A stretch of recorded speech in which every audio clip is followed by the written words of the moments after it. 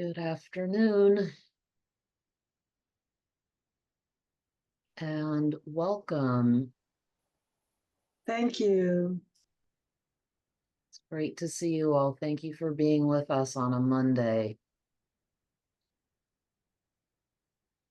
I'm gonna go ahead and let this person in, and then we will start. Just so you all know, we are recording this and we'll share this out with you all after we are done today. Again, welcome. We're really happy to have you all here with us, and it is my absolute pleasure to be here with my dear friend and colleague, Nico Chin, whom you will get to know a lot more about in the course of the next hour. My name is Niki Jagpal. I use she and her pronouns, and I'm Executive Vice President at Equity in the Center. And I have been with EIC for, it's coming on almost 3 years, and EIC has become home and a central piece of my, as I like to call it, kindred, because I'm able to be in relationship with folks like Nico, who I have worked around, but never actually had an opportunity to work directly with. And before I do a short intro to her, I do want to just acknowledge my colleagues who are here with me. I have Sonia Robin, Jules Taggart, and Sandra Herrera here with us. And so if you have questions, please drop them in the chat. And if you have any tech questions, please hit up either Sonia or Sandra, and they can help you with that as well. So as I said, Nico is someone who I've recently become more acquainted with, and we've been able to work a little more in the last couple of months, which has just been fantastic. And as I stated, we kind of been around each other, but haven't ever actually been in the same space. And so you and I share a little bit in terms of our community organizing and background, and I would love for you to talk a little bit about that. And then also about Up With Community, the organization that you helped found. And then we can dive into the Organizational Equity Cohort that we're doing here. Nico has been a partner of EIC's for, at this point, I think 7 or 8 years, having been a part of one of our summits and been a longtime advisor and friend. And so with a lot of love, welcome, Nico. And I would love for you to tell us all a little more about you. I'd love to. Thanks, Nikki, and welcome everyone. It's exciting to see you here. I'm glad that you've come through to learn a little bit more about the Organizational Equity Cohort opportunity. I would like to get to your questions as soon as possible. So this is really about answering questions that folks have about the cohort, about the application. So I'll keep my remarks brief. I am really a community organizer through and through. I'm from Chicago originally. Found Saul Alinsky when I was 14 and did a one-woman play at History Fair about organizing in the city, got to nationals and got hooked on organizing, and followed that through to getting my first organizing job with the Center for Community Change and the Fair Immigration Reform Movement when I was 22. And stayed in organizing for a little over a decade. And over that decade was a coalition partner, an executive director, working in the halls of legislatures, working in the streets on community organizing and campaigns, and kind of saw a lot of the breadth and depth of social change work in the US in that time. After that time, I sat back and I said, what do I want to really offer to movements, to partners, to neighbors in the US? And it was really insights around adult learning and how we do that at a team and collective level.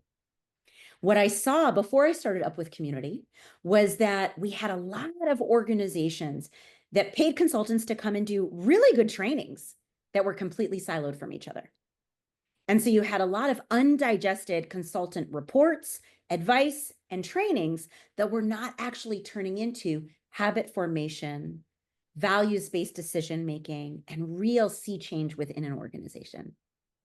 So I started Up With Community about 13 years ago to really help organizations begin to learn, how do we take learning we're receiving as individuals and seed it in the culture of our organization? How do we change our DNA? It was that work that led me to get to know equity in the center. Right when y'all were writing the Awake to Woke to Work, there we go, I think. Maybe I got it. Sometimes I mix things up, but when you were working on that report, we met each other and I said, hey, here's some of the experiments I've been doing. Here's some of the work, please use it as you're working on this report. So now that I've been in this work for 13 years, the Organizational Equity Cohort has really been in the works for, I want to say about 8 years. So I started for the first 4 or 5 years of my practice coaching teams of people. And as I was coaching teams of people, I would come into coalitions where there were multiple teams that all wanted to learn at the same time. And so within those coalitions, I started designing the activities that are going into the Organizational Equity Cohort: the hands-on learning, the peer-to-peer activities, and the toolbox of organizational equity tools that help us take our knowledge about equity and turn it into action at a collective level. After iterating this now for really intentionally for 5 years in different multi-group practices, Equity in the Center came along and said, hey, would you like to do some of this cohort work with our community of organizations? And I absolutely wanted to jump at the chance. So we put the link to the Organizational Equity Cohort info and the website in the chat. There are pictures and images and quotes. So I'm not going to go through all of those details, but I'll give a very quick summary of what the experience will look like and feel like and what it'll yield. And then I'd love to open it up to questions, Niki. Does that sound good? Okay, fabulous. And again, so this has really come from a mix of working with organizations in one facet or another for over 20 years, trying to really hone collective adult learning and organizational change. So the arc of the cohort really starts with the application, where you set an organizational intention for your experience in the cohort, and you pick the organizational decision makers that you would like to receive this learning to bring it back to the team. So we really consider that team you're sending to the cohort your seed learning team. And throughout the cohort, you receive coaching on how to bring this learning back to your team based on the 60, 70 organizations that have come before you in cohorts like this, right? So we've got some best practices to share. That organizational learning team then will come into an 8-series arc over, I think, 9 months, because we take 1 month off in the summer. Give you a little bit of a breather. And that arc takes us through 3 phases of learning. The first phase of learning is, what is organizational equity work and how is it different than individualized equity work? So we've got things like BMP's assessments of organizational equity, building movement projects assessment. We've got equity in the centers, race equity pulse checks. We've got these organizational pieces. We've also got individual trainings like Racial Equity Institute or Dismantling Racism. What we do is build the bridge of like, how do we bridge individual learning into organizational equity work? So we do that in the first few sessions, and that's where we get our toolkit. So we get a set of tools that are designed for organizational equity work. Then in the second part of the phase, you are learning how to create an organizational equity plan. If you've already got one, then you're coming up with, well, what's the next version? What's the next step for us? Where's the next area of growth? If you've never had one before, you're using all of the tools to establish it. Then when we get to the final few sessions, it's about how will we be prepared to take action on what we learned to create over this 8 months. So some organizations create organizational plans that they start implementing in the middle of the arc. And so they're doing peer learning as they're implementing. Some organizations create a plan that they'll be ready to start when the cohort is over. So they go straight into implementation after. Others plan for what they want to do the year after, 6 months later, 8 months later. right? Because they still need to do preparation to be ready to implement the plan. You can be at all of these different stages and engage in peer learning and support with each other. But the one thing that's key is this is not the cohort to convince your organization that equity is important. There are lots of other programming for that. This cohort is really designed for organizations that are at yes. We want organizational equity. We want a racial equity culture, or we've been doing it for 1 or 2 or 3 years. And the key question for each organization in the cohort is, what is our best, most effective next step? I'll stop there.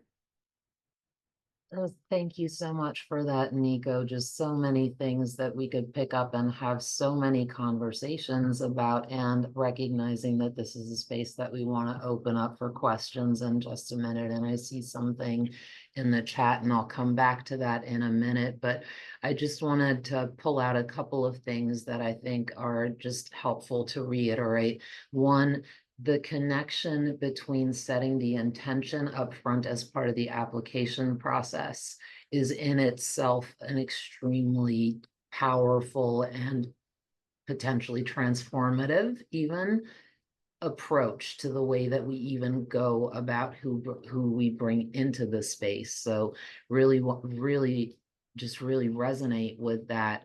And the idea of a learning team, right? Like that this is all focused on organizational change alongside the recognition that there is individual work and those individual pieces that need to happen.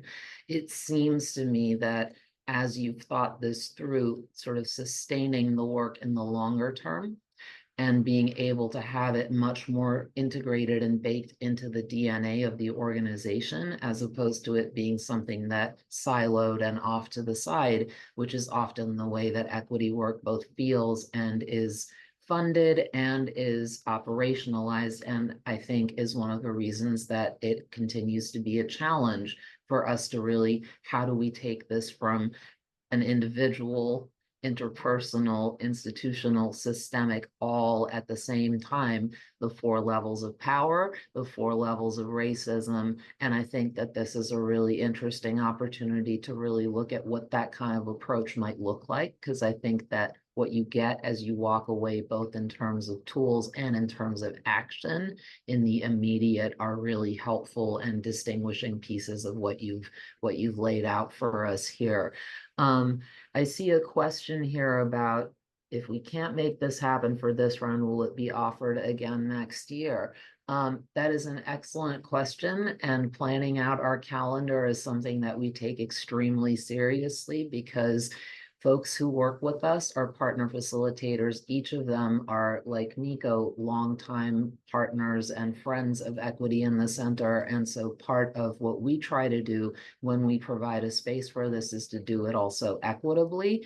And so that piece factors in very much for us, because it's always about the values and the relationship. But we want to support Nico, and I hope that we've done a good job so far, and that if the opportunity were to come back in the following year, that you would be open to that with us. This is learning that I will be seeding really for the rest of my career. You know, each cohort, we learn something new. I'm a part of the peer learning. I am receiving learning as much as I'm trying to create an environment where we can learn together. So yeah, Niki, I'd love to go where we need to go on questions. So a couple of things I'm sure folks are wondering about: timeline and applications and deadlines, things like that. So applications are due November 1st. And the program kicks off in January. As Nico said, it's 8 months with 1 month break in the summer. And one thing that I think would be helpful to talk a little bit more about, Nico, is as you are helping both seed and be a part of this community, is the project, which is, I think, another part of this process that would be different than the sort of equity trainings that folks are used to. And it does also speak to what you mentioned, which is that this is not for folks who are immediately coming into their journey right now. This is for people who have done a little bit at least of sort of baseline equity work. So would love to hear you talk a little bit more about what the project looks like and how that unfolds. And I'd love to encourage folks to keep putting questions in the chat, because we'll just roll through questions as they come in. So if folks have specific questions, please feel free to put those in the chat. We'll be keeping an eye on it. So this was really born out of years of trial and error. Because early on in the work of organizational equity work, what I noticed was this bifurcation. Our work in our programs feels really concrete, but then equity and racial justice and racial equity culture feels really theoretical. And so we have these great retreats and these great workshops where we're like, yeah, we're all in, but we've had zero conversation about how that actually translates into leadership stance, decision-making, program design. So what we did was we take this toolkit and we invite people to pick a project that is right sized to you. We have some organizations say, we're going to redesign a program through an equity lens. We have some folks say, we're going to build a set of community leadership practices on race equity culture. We have some say, actually, we just realized we can't do equity work if we don't have values-based decision-making. So our project is going to be, how do we build values-based decision-making as a part of our culture towards taking our next step for a race equity culture, right? So they can really span the gamut.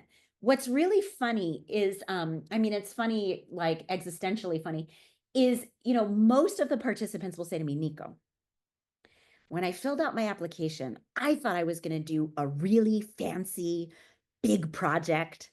But what you've got me doing now is like the practical thing that will actually change our culture. And it's not fancy, but it feels so effective. Right? And so it's taking equity and race equity culture from this really theoretical, heady space that feels very hard to apply in and breaking it down into its component parts and steps. That's the toolbox. And then saying, okay, if we're really serious about building something, let's start building and sharing our learning from building as peers. So I saw Janice's hand. Do we want to go to Janice? Absolutely. Thank Yes, you. thank you so much.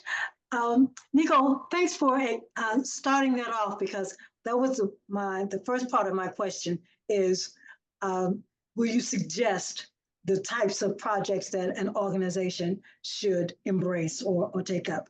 And you explain that based on, I suppose, how we describe our organization and some of the challenges that we're facing or opportunities that present themselves.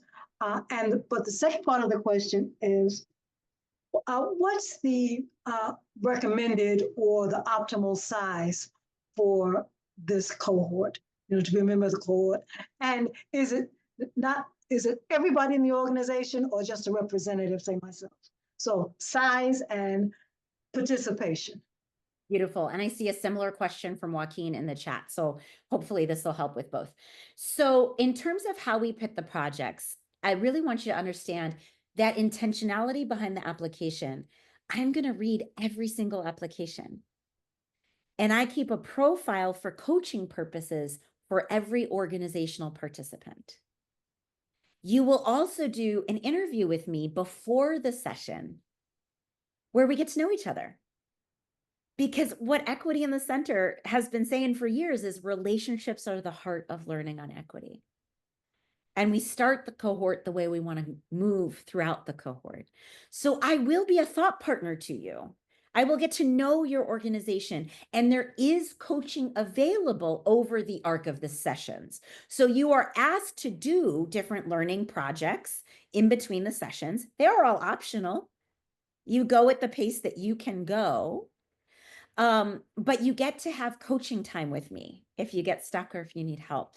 So we will be in that journey together of what is the best next step for your organization. The choice will ultimately be yours, but I'll be here to help think it through with you.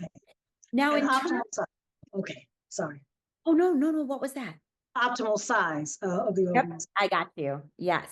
So I like to have a grid that I can reasonably move through. So I've talked about between 20 to 30 folks as the optimal size of like numbers. And we talk about 10 organizations. So there's some wiggle room there, Janice. But this isn't like like let's have 100 groups and no one gets individual attention and you only get to know half the people in the cohort. We have really found that this is an optimal size for lots of learning. I would say in sessions 1 and 2, you'll spend a quarter of the time in small groups. By the time you get to sessions 3, 4, 5, you're doing a lot of small group work because we're having peer learning. And so in most of the cohorts that we've run, people really get to know everybody else by the end of the 8 months. Because there's an intentionality to the size where you're getting enough different perspectives, but you're still able to get to build relationships. Now, from each organization, we're inviting you to have this seed learning team. The only criteria we've set is that there are some sort of decision maker in your organization. That can be different for lots of different organizations. So for some organizations, the ED isn't the lead decider. They've got a DI committee or they've got a volunteer committee and a board committee that work together. And so they send those folks. I will say the majority of the organizations that participate are well served when at least one senior team member is a part of the learning cohort, right? But if you're not an organization that has like a large decision-making team, but decisions are more dispersed, you're welcome to pull from throughout your structure, as long as the team is prepared to be able to spend time in the sessions. And we usually say somewhere between 1 to 3 hours. And it's really up to you how much time you want to spend in between the sessions. Usually in the first session, I say, the learning isn't going to come from the workshop time. It's going to come from the time you choose to use in between the workshops to actually implement the learning. Mhm. So 1 or 2 hours a month, a week, A month. day? A month, okay. All right. Thanks. Thanks, Janice. And Joaquin, if there's more follow-up questions, please let us know. I would add that in our pulse check cohorts, we have had folks send teams of up to 5 and to 7 people even at times. It really, for us, it's been being responsive to the organization's size and the way that the equity work is kind of dispersed across it. So in the way that Nico was saying, having somebody who at least has some modicum of decision-making power in this space is helpful because the case-making piece doesn't need to be done because it's being made in real time. And that case-making piece, when we go to senior leadership or when we go to boards, is often where we struggle. And so I think that that actually helps with being able to kind of get at some of the root causes of the siloing that we're talking about, of the way that equity work is kind of separate or an add-on to the work that we all do in our quote 9 to 5. You brought up coaching, Nico, and something that you and I have talked a little bit about previously is this idea of dyad coaching. And I'm wondering if that's something that you could break down a little more for everyone who's here. Coaching in EIC's experience working with cohorts is truly the place where the quote rubber meets the road a lot. It is where some of our most challenging and transformative work happens. And so I'd love for you to talk about specifically the role of dyad coaching and how that is a powerful tool for advancing equity at this organizational level. Thank you. So I want to go back to it. In order to answer that question, I want to go back to a thing you said earlier about the 4 levels of power. Because one of the things that we talk about in the first couple of sessions is We have to be able to see and talk about power in order to build a race equity culture. And you said in the beginning, organizational equity work is organizational development. They are deeply linked. And one of the reasons this cohort was developed was because there were organizations that wanted to do organizational equity work, but they weren't built to do it. Right? So it's like they had a house without a kitchen, but they wanted to cook dinner. I was like, well, wait a minute. We got to build a kitchen. We got to get some supplies in here, and then we can go cook a delicious meal. So that's sometimes when I'm talking with organizations, even that are 2 or 3 years into their equity journey, they're like, Nico, we got stuck, or we don't know the next step. And it's like, oh, because the organization hasn't built the capacity to see the thing it needs to see, or to do the thing it needs to do in order to take the next step. So let's actually build that competence within the organization, right? Well, an organization is just people. So that means those competencies, that power sharing, that explicitness about power has to live in our relationships. This is where dyad coaching comes from. So I would walk into organizations and they knew how to do 2 things, maybe 3. They knew how to work as individuals and not get in each other's way too much. They knew how to collaborate when someone was holding the collaboration space. And maybe they had some performance evaluation or HR pieces that helped them get better or address when something was off. But so what that often meant was they knew how to do a couple of dance moves together. They knew how to celebrate each other. They knew how to get their program done and not step on other people's toes most of the time. Or they knew how to punish each other or correct each other. What a lot of organizations hadn't built was, how do I have power and you have power and we share it? And I'm not actually correcting or fixing you. Niki, you froze for a minute. Can you still hear me? Can others still hear me? Can you give me a... We can hear you, Nico. Okay, great. Okay, cool. Maybe Niki's, Niki, your video just froze for a minute.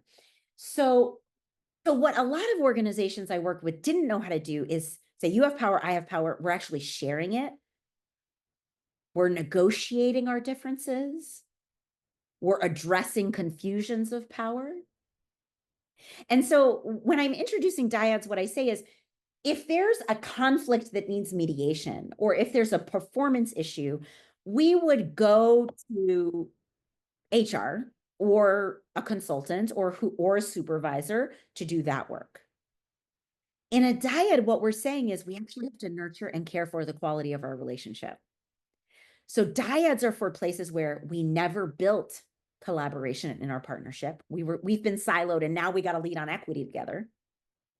Or we've been miscommunicating, talking past each other, feeling like we're fighting, but not sure what we're fighting about, or not actually knowing how to share space.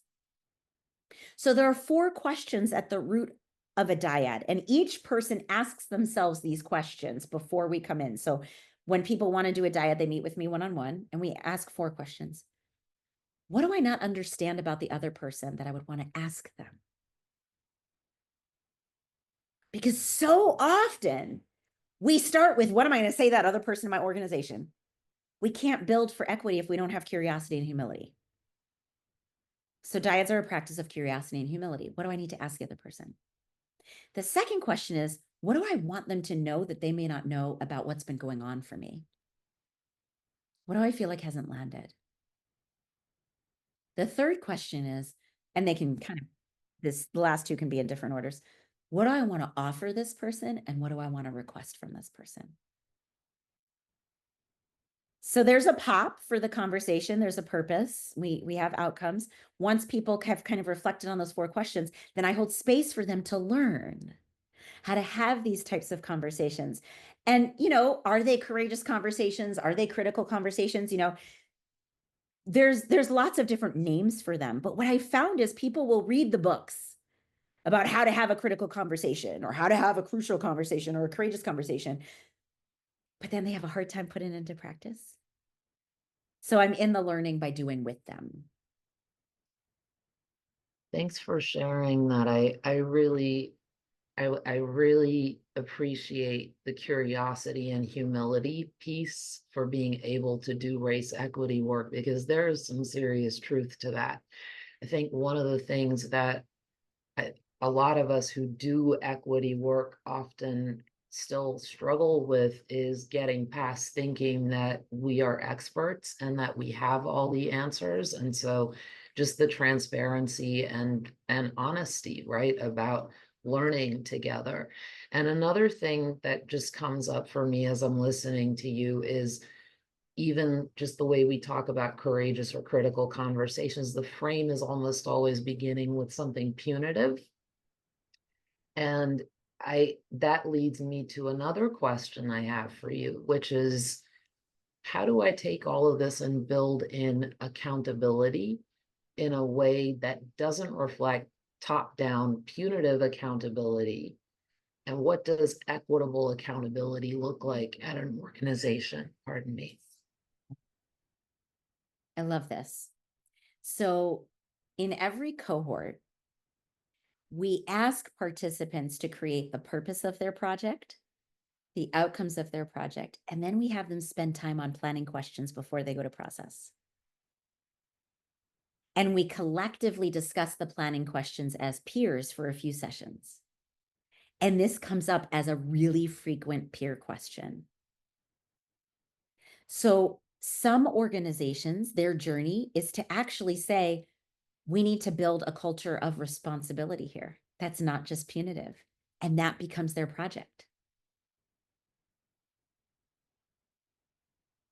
We actually have a responsibility vacuum. We're either wildly independent or punitive and corrective, but we're not actually responsible together. I was actually coaching a management team on this right before I got here.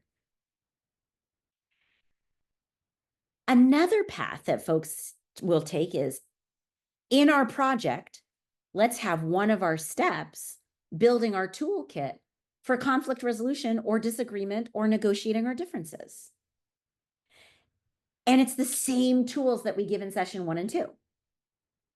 So then we talk about how we use those tools in the course of their project. And they'll actually start to bake that into the process. Oh, we're going to have, these agreements, or we're going to have these negotiation practices, or we're going to have these tracking practices. And that will be how we do responsibility.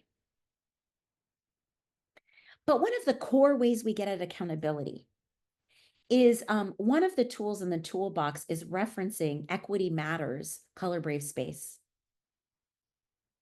These are agreements and really leadership practices that I encourage all organizations to look at and eventually to license if they want. But they are just the root practices of power sharing. And so for a lot of organizations, the way they integrate this into their project is they say, while we do this project, we are going to lead with these practices of accountability and responsibility. Because sometimes we go to these punitive places when we actually don't have a culture of personal discipline and responsibility. So different organizations will have different pathways, and there's room for all of them within the cohort. This is where organizations get to make the learning their own. I love that you took POP and inserted plan into it, because that actually is the critically missing step in that particular tool, right? Is to get, it's so important to have your purpose, outcome, and process explicitly named, and to have that planning piece and the space that emerges, right, when you're doing this work in a team space versus as an individual, the kind of collective thinking, the energy, and the relationship building that happens when you work collectively, I think shifts the experience and ties in with some of the things that you brought up in terms of adult learning, and also the connection then between relationships and organizational development, right? Absolutely.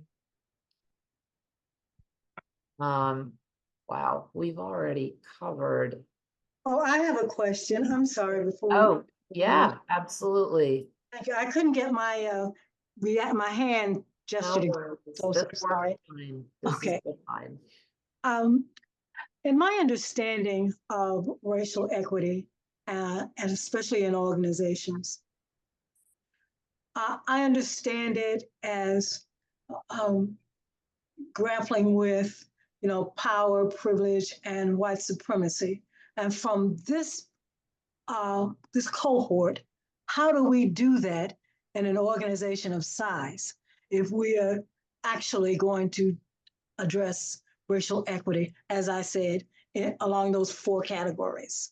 Because it seemed, the discussion seemed distant or detached from power, privilege, and white supremacy in organizations. So Janice, that is the heart of the first 2 and 3 sessions. That is what I mean when I say organizational equity. What are the practices of an organization that is committed to dismantling white supremacy? What are the practices of an organization that are committed to racial justice? So we're not talking about those things as like theoretical, interesting ideas. In the first 2 sessions, we're actually learning the tools of, if your organization is doing this, these are the things they would be doing. Right. Okay. Then the organization says, of the experience you've had of this toolkit, which one of these is your best next step? And so all of the practices that Niki and I have been talking about, whether it's from the dyads to the 4 levels of power to being explicit about organizational accountability, it's all, this is race equity culture at work. And what I will say is we bifurcate these things. We silo them in our head. There's when we're talking about white supremacy, and then there's when we're talking about responsibility. And we keep them in 2 different buckets. And what we're actually trying to say in the cohort is they're tied, they're connected. Let's take the theory and put it into practice. And one of the leaders that has really influenced the work, and I talked about them in the last session, is Dr. Barbara Love's work out of UMass Amherst, where she really did the work of saying, if this is liberation, here is the critical liberation practices that we would put into play. And her practices are a part of the influence for the toolbox. If we take this thing that sounds big and heady and make it a daily practice actively in our organization, that's those color brave space practices. We don't just do those as meeting agreements. That's actually how we move in the world. Right. Yeah. Thank you for asking me to clarify that, Janice. I think that's so important. Thank you. Thank you, Janice. Oh, it's okay.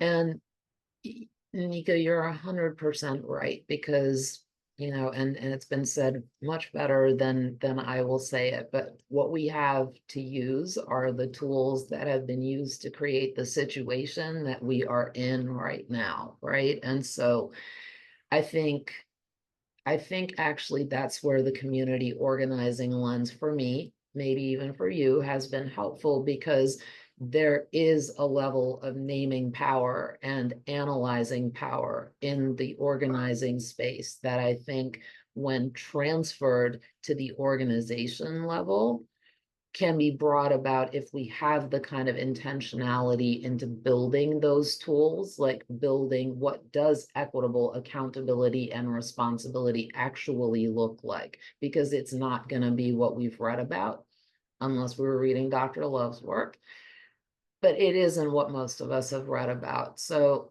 I think that is, I think having that up front, the first 3 sessions, really delving into that, sets this cohort up to be able to take some of those very practical lessons from organizing, and then of course the academic erudite stuff with all the big words, and we can all talk about structures and systems and feel like we deserve a PhD, right? But we don't need to do that. What we need to do is make the places that we work in more equitable, with the longer term goal of equity across the board, right? I'd be happy to answer Jenny's question in the chat. Thanks, John. Have a great day. So Jenny, I love talking about the people I've learned from, so I'm going to try to not make this super, super long. There's like kind of 3 or 4 ways to answer this question. So first is, I would say Dr. Barbara Love's work, Bobby Harrow's work, and the work of folks in the teaching for social justice and diversity back in the 90s is like a foundational piece. And I really like give so much respect to the work that they did and the foundation that they laid for seeing structures in organizations. Another major influence is the toolkit and the work of Rockwood Leadership Institute and Social Transformation Project. So I was trained on social transformation and organizational equity coaching and organizational coaching through Robert Gass and the Social Transformation Project. Another major source of insight has been working with Equity in the Center. And one of Equity in the Center's core partners, Gita Gulati-Parti at Open Source Leadership. So a lot of the initial organizational equity tools I learned were from Gita Gulati-Parti. And I always love to give her a shout out because I think she was one of the leaders in this field before many other people saying equity work is organizational work. Organizational work needs to be equity work and really integrating those things. So those are kind of the major pillars. Another way I'll answer this question is all of the people that I research and use in any of the coaching that I do are in a searchable database on my website. So if you go to upwithcommunity.org and check out the Ideas to Action Field Guide, I like to make sure, I always say to folks, the ideas are not mine. They're here, they are shared. We're building on a body of knowledge that others have created. We're learning how to use them together. So that's another place to see some of the sources.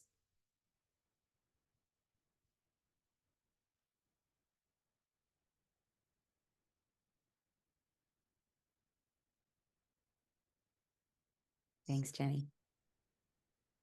Oh, thanks, Sandra. So good with the links. So Nico, wondering if you could maybe talk a little bit about how sharing power actually makes you a better strategic thinker. oh my gosh. Why are you pulling out my thesis? Why are you putting out my secret diary? Because I just tapped into that I love testimony it. energy. I did. I love it. Well, remember when I was I'm like 10 years in, I've worked with teams I love, and we're still not winning as much as I think we should be winning. I wanted to say, how do we get off this train? Because this train doesn't feel like it's leading where we want it to go. And when I looked at the train, it was, we silo our trainings. We can control individuals. So we do a lot on individual professional development, but we aren't always good at collective cultural learning and that building, right? A lot of the ways that we learn about culture building is very transactional. We'll read a book, we'll go to a seminar, we'll do a 2-day retreat, but then we don't actually do habit formation, right? So if I want to do habit formation, it's all about purpose and ability, right? And after organizing for about 10 years, I realized I'm doing all this organizing about power, and I don't have a definition of power that I use every day. I kind of know what I mean when I say power, but what is power? And that really brought me with Trish Toomey doing some volunteer stuff with the Management Strategy Center at that point. We were talking about what is the definition of power? And the one that I fell in love with was Reverend Dr. Martin Luther King Jr.'s definition. Power is the ability to achieve purpose. As an organizer, I have thought about power as the ability to act, but purpose wasn't in it. And so it was that connection of purpose and ability that made me see, if I want to change anything in this world, I actually have to share in my purpose and ability with others. That is sharing in power. It's not about me learning a tool and mastering that tool and then applying that tool to people. That's just replicating oppression, my friends. If I am here to change something, if I am here to grow something, that is a deep commitment in sharing and investing in purpose and ability. That's power sharing. So that's how I came to this connection. That strategy had to be power sharing, and power sharing is strategic because that's how things change in our systems. So I saw Esther's question in the chat. Yes. Oh yeah, so I didn't answer Jenny's question. Okay. So, about half of the cohorts I've done in the past, I did solo, and half I have led with my partner Craig White of Craig White Consulting, who was also trained by Gita Gulati-Parti. He's out of North Carolina, so his fingerprints are on a lot of these tools. I also did a session where I did one cohort round with Rachel Forrester, also out of North Carolina, just by happenstance. We've designed this session for me to go back to being solo, and I've been thinking about bringing in other speakers. So I kind of want to see what the applications say, what the interviews say, what people are talking about, what you're thinking about, before I would say, well, this is the list of speakers, or this is who we want to bring in. I will also say these are not presentation style sessions. I talk the most in sessions 1 and 2, and then it's like, so it's much less about me at the front of the room because these are so peer oriented. These are really sessions where I'm giving you something to spark your learning, to support your growth.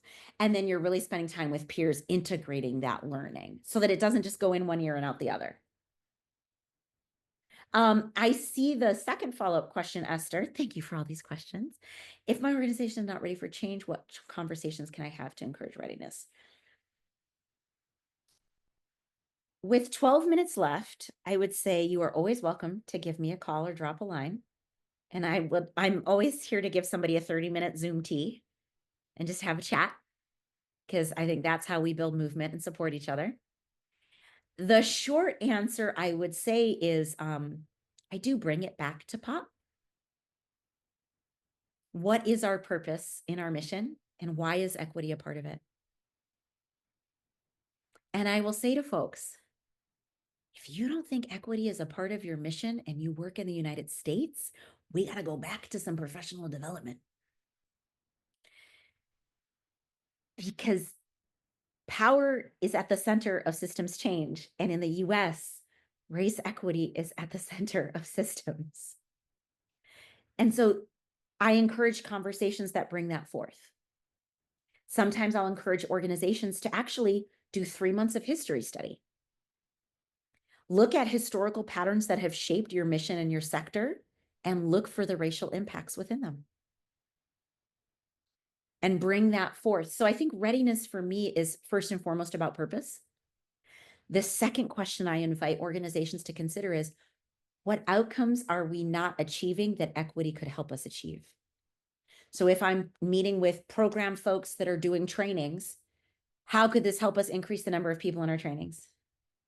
If I'm working with finance folks that want more equitable budgeting, how could actually learning about race equity culture support our internal budgeting processes to be more strategic and to share more power and be more collaborative?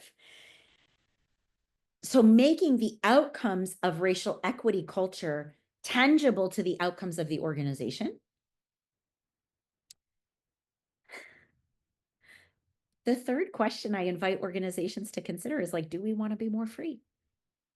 Or do we want to be replicating or racial inequity? I think Ibram Kendi put it so well when in how to be anti-racist. It's like, are you dismantling or are you going along to get along? And I think calling that question really helps people get in touch with themselves and say, do I want to be free? Niki, I'll stop there. Thank you, Nico. Yeah, I want to name a couple of things, and I think I'll start with this one, something that I have learned from Kay Kay is president and CEO of EIC. Something that I have learned from her is being able to name and acknowledge my own complicity in perpetuating systems that are designed not to work for people who look exactly the way I do. It's a difficult thing to have to name, and it's an important thing to name. And it also brings me back to just how central it is to continue the unlearning that each of us needs to do individually at the same time as we're doing the learning of what does doing this all so differently actually look like in practice. Yeah. And Niki, I'll say that brings us back to curiosity and humility. So one of the standards of the cohort is I hold myself to the same practices that I'm inviting the cohort into. And so there have been more learning moments, not every cohort, but where the cohort needs to say to me, Nico, are you looking for learning? Nico, did you put relationships first? And then I get to really step into a learning moment with the cohort. Because there's no one who's more expert. There's no one who's better than. We're in our shared journey together. And it's that quality of learning in that peer relationship that actually, I think, allows the learning to be integrated at a deeper level.